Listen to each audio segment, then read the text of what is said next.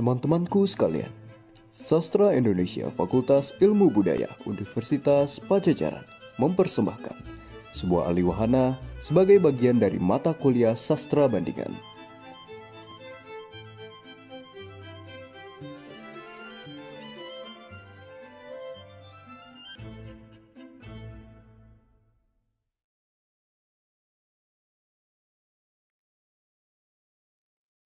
Mentari bahkan belum terlihat di langit timur, tetapi ibu pembesar sudah selesai mandi.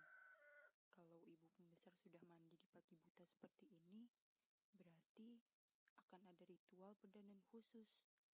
Dan seperti biasa, kalau dia mulai berdandan, seluruh pelayan di rumah pasti ikut repot. Rumah menjadi berisik dan kacau. Kau taruh di mana sepatu bermerek dari Italia yang diberikan Nyonya Dubes minggu lalu? Teriakan ibu pembesar menggelegar ke seluruh ruangan, hingga bapak pembesar terpaksa pindah tidur ke ruang tamu membawa serta guling dalam peluknya. Dalam sekejap, Simfoni Eroica karya Beethoven yang sengaja dinyalakan agar gema teriakan ibu pembesar tak terdengar, langsung terkalahkan oleh dengkuran bapak pembesar yang telah melingkup di atas sofa. Itulah satu-satunya musik favorit bapak pembesar. Dia tahu persis proses penciptaan simfoni tersebut. Dengan mendengarkan saja, bapak pembesar sudah merasa mengalahkan ibu pembesar. Dan kalau itu sudah terjadi, makan, minum, tidur, dan bahkan sedikit selingkuh pun membuatnya tidak merasa berdosa. Melihat kelakuan suaminya, ibu pembesar hanya bisa menarik nafas. Lalu dengan tubuh masih telanjang bulat, ia kembali berteriak. Cepat sedikit, hari ini acaranya sangat spesial. Ditaburkan talek ke tubuhnya yang subur. Lalu seorang pelayan muda mengurutnya dengan minyak beraroma kayu cendana. Tidak lama kemudian, tubuh tambun itu pun tampak mengilat dan sangat halus. Aromanya luar biasa. Ibu pembesar mendorong pelayan mudanya. Sudah cukup. Coba sekarang kau berdiri di depan pintu. Aku akan berdiri di dekat jendela. Apa kau masih mencium bau natural dari tubuhku? Luar biasa. Apa aroma alamnya terasa? Sangat.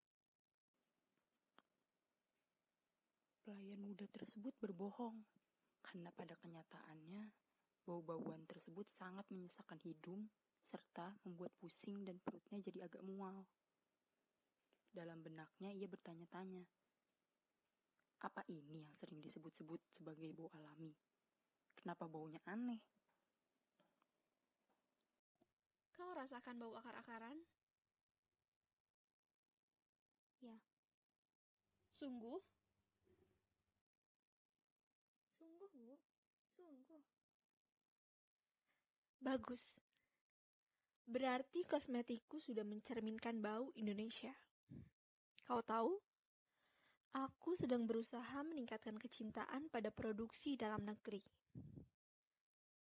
Sebagai orang nomor 1 di daerah ini, aku harus memberi contoh agar rasa cintaku pada produksi dalam negeri benar-benar menjadi cermin masyarakat. Salah satunya melalui parfumku. Parfum yang kupakai harus benar-benar mencerminkan buatan Indonesia. Padahal kau tahu, parfumku ini dibelikan oleh Madame Slopsy, tamu dari Prancis. Kau benar-benar mencium bau akar-akaran pohon hutan-hutan Indonesia, kan?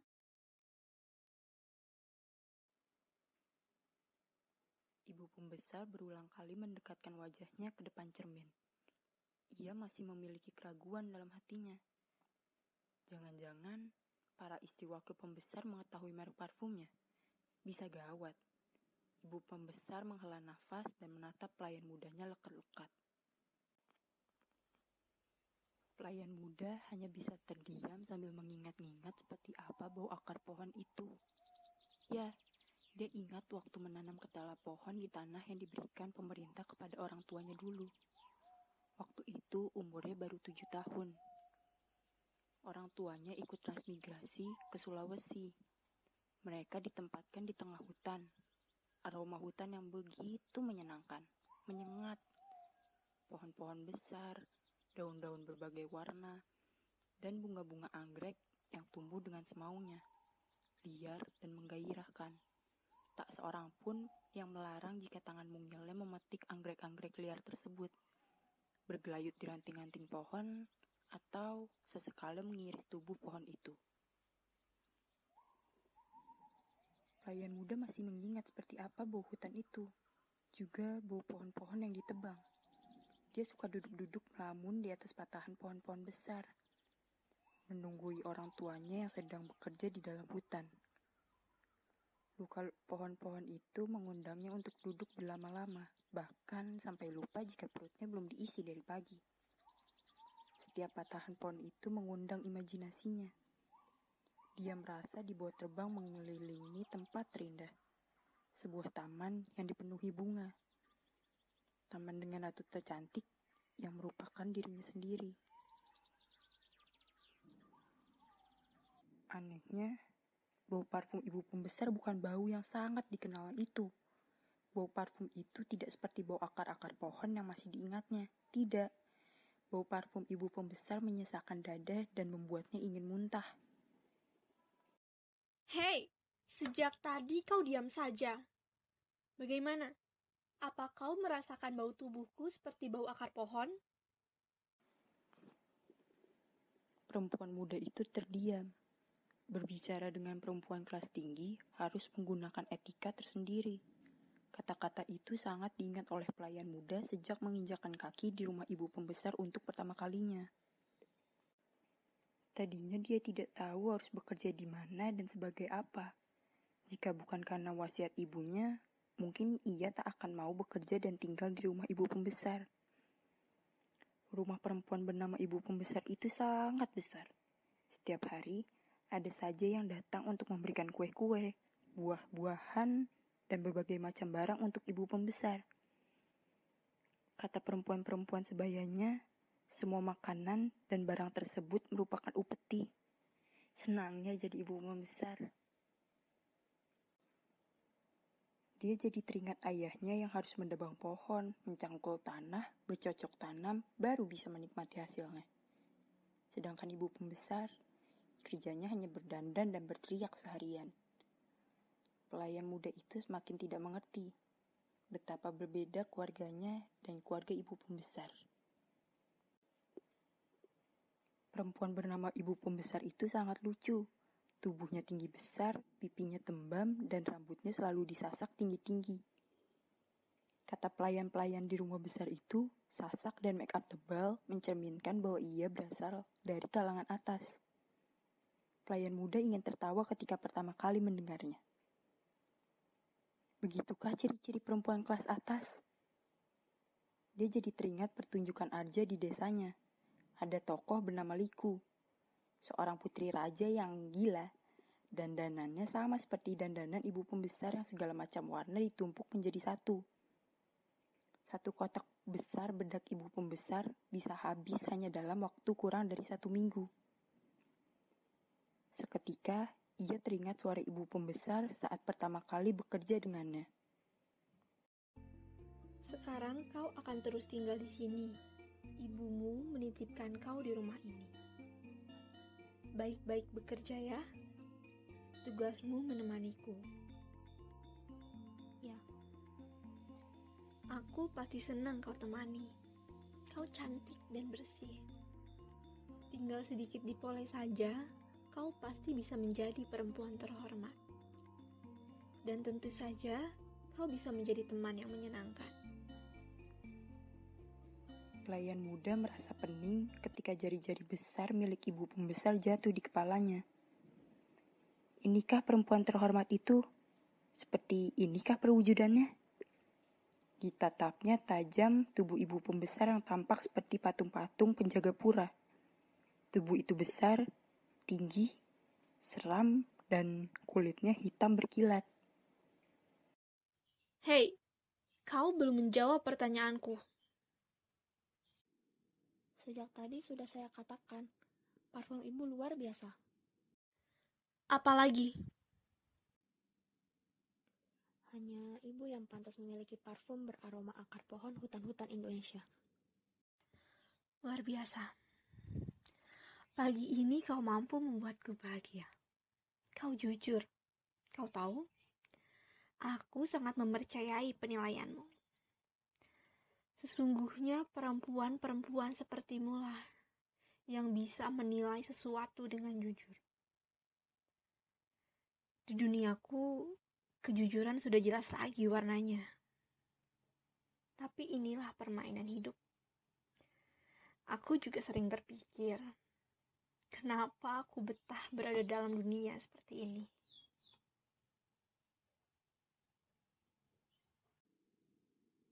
Ibu bicara apa?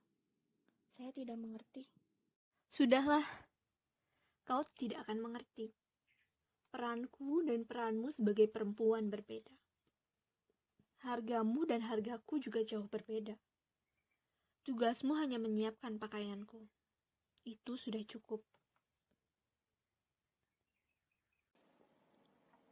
Ibu pembesar terkadang merasa iri melihat pelayan muda yang tampak lugu dan selalu terlihat bahagia.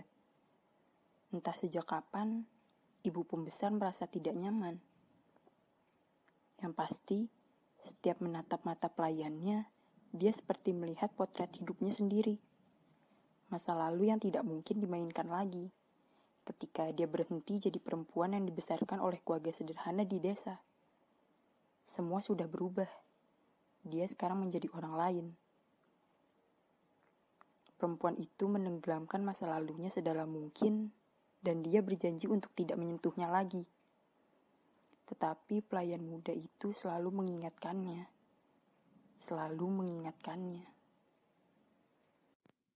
Ibu mau pakai baju yang mana?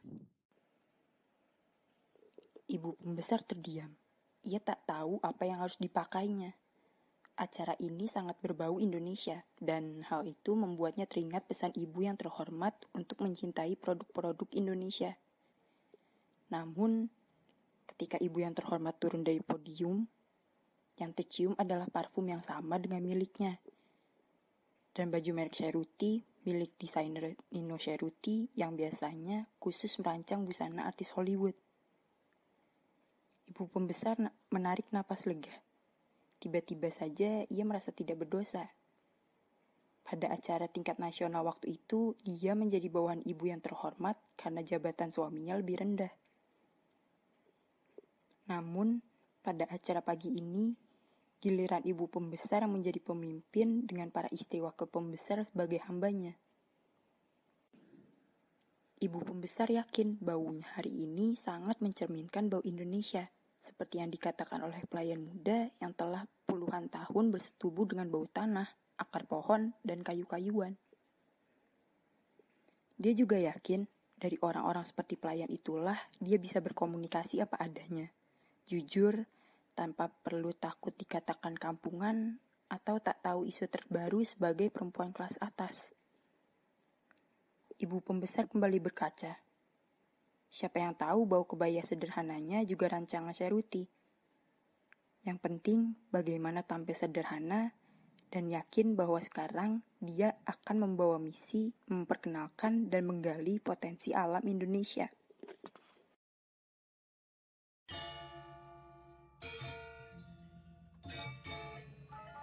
Ibu pembesar hadir. Dia disambut suara gamelan yang sangat lembut dan kalungan bunga Kamboja bercampur melati. Semua ibu wakil pembesar berdiri dan mengangguk penuh hormat. Ibu pembesar tersenyum penuh wibawa. Pandangannya lurus ke depan, dia menerapkan segala ilmu dari sekolah kepribadian paling ternama. Dia juga memasang hidungnya untuk mencium bau parfum para istri wakil pembesar. Semua memujinya dan menatapnya penuh kebanggaan. Ibu pembesar tahu, mereka melakukan semua itu untuk menjaga nama baik suaminya. Menjaga agar kursi wakil pembesar tetap menjadi milik laki-laki mereka. Ibu pembesar tersenyum. Dia juga sering melakukan hal yang sama bila bertemu ibu yang terhormat. Kali ini, ibu pembesar ingin membuktikan kekuasaannya.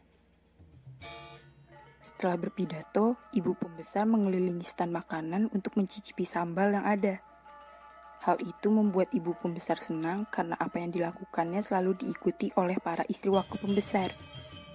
Ibu pembesar merasa seakan ia telah membalas sakit hatinya seperti saat ibu yang terhormat datang. Para istri wakil pembesar merasa kebingungan karena ibu pembesar hanya mencicipi sambal di seluruh stand makanan. Tidak sekalipun menyentuh nasi, padahal hari sudah menjelang sore dan acara itu berlangsung sejak pagi.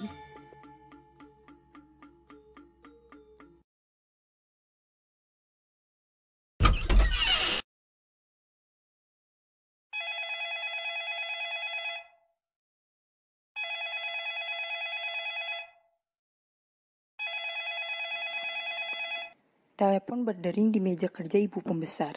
Semuanya berasal dari kantor-kantor wakil pembesar. Isinya seragam. Para istri wakil pembesar terserang diare. Ibu pembesar tertawa merasa puas. Dan sesampainya di rumah, ditatapnya pelayan muda yang sering menemaninya berdandan. Pernahkah kau berpikir untuk menjadi perempuan seperti aku? Kenapa ibu bertanya seperti itu? Aku yang bertanya, bukan kau. Maaf, ibu. Kau pernah ingin menjadi aku? Jawablah pertanyaanku. Apapun jawabanmu, aku senang. Pelayan muda itu menatap wajah ibu pembesar dengan dingin. Dia pernah mendengar dari para pelayan lain, dulu ibu pembesar seorang wanita yang baik. Dia sangat sederhana dan penuh perhatian. Sejak suaminya naik jabatan, dia mulai bergaul dengan perempuan-perempuan aneh dan ibu pembesar mulai berubah. Pelayan muda itu menarik nafas. Biarpun dia tidak tamat sekolah dasar, dia tidak ingin membohongi ibu pembesar lagi. Saya tidak ingin menjadi ibu pembesar. Kenapa? Ibu terlalu banyak bohong. Orang-orang juga sering bohong. Bohong yang seragam. Bohong yang bukan hanya diketahui ibu sendiri. Saya sudah belajar bohong untuk membuat ibu senang. Lama-lama saya bosan. Saya ingin pulang, ibu. Saya capek. Saya akan katakan pada ibu saya bahwa saya tidak mau menjadi perempuan seperti ibu atau perempuan-perempuan teman ibu. Harga saya beda, tetapi di dunia saya tidak ada kebohongan. Saya bahagia jadi diri saya sendiri. Ibu pembesar terpaku. Untuk kali pertama, dia merasakan kesepian panjang meringkus tubuhnya erat-erat.